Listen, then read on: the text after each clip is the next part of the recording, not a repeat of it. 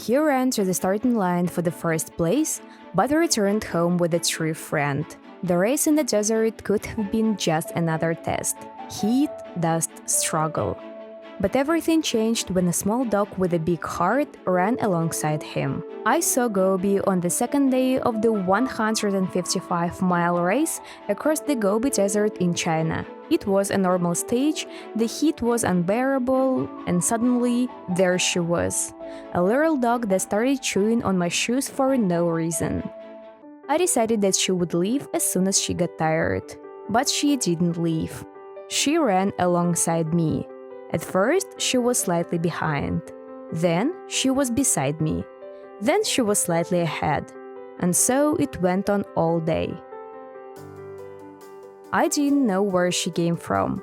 We were in the middle of the desert, surrounded by nothing but sand, rocks, and sun.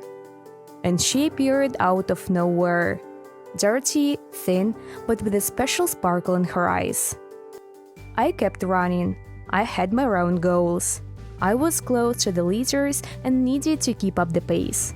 But behind me, I heard barking and squealing. I turned around. She was running along the riverbank. She didn't dare jump because she knew the current would carry her away. I stopped.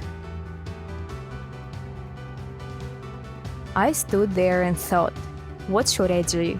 I have a race, I can't waste time. But inside, everything was telling me to help. I went back, I picked her up. The small, frightened creature looked at me as if I were her whole world. And at that moment, honestly, the race ceased to be important. From that moment on, we were together. She walked with me every day, 7 days in a row. We slept next to each other. I shared my water and food with her.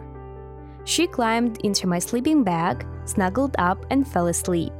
She didn't fall behind. It was as if she had decided, if I go, she goes too. I didn't know how it was even possible, but she was there. Gobi changed something in me. I came to the race alone, and I finished it with a friend. People came up and asked who she was. And I just smiled. She's my partner. She chose me. Not me, her, but her, me. And I was ready to do anything to take her home. And then another challenge began. How to transport a dog to another country. It took a lot of time, phone calls, paperwork, and approvals. I had to leave her temporarily in China with people who agreed to look after her. I returned home and waited. Everything was going according to the plan until one phone call. They said, "I'm sorry, but Gobi is missing." I couldn't believe it. She ran away from home, scared of something. She disappeared in a huge city. I packed my bags and flew back to China. I couldn't leave it like that.